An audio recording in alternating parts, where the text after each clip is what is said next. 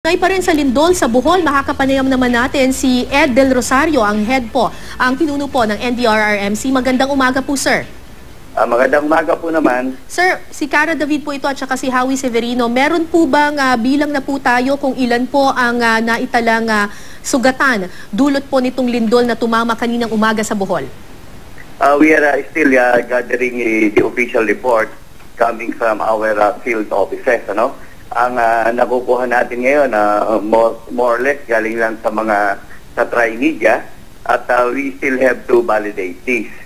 So, in the moment, dito sa National Disaster Risk Management Council Operations Center, kinukuha natin yung official report at ngayon pong alas 12, 12 noon, magkakandak po tayo ng press conference para masabi natin yung epekto nitong earthquake na nangyari sa Carmen, Bohol. But initially po, sir, ano pong mga lugar ang pinaka-apektado po nitong lindol na ito?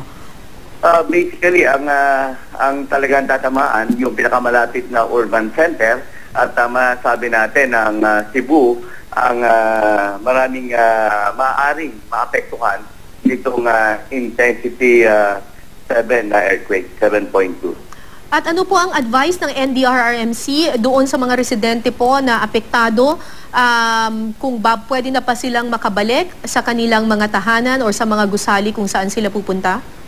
Well, ang advice po natin, first of all, kauna-unahan is really to stay calm and observe their respective buildings.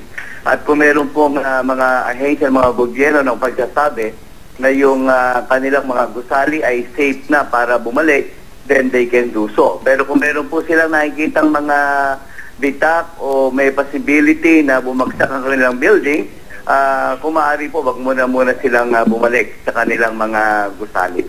Alright. Maraming salamat po sa inyong oras, Ed Del Rosario, Head ng NDRRMC.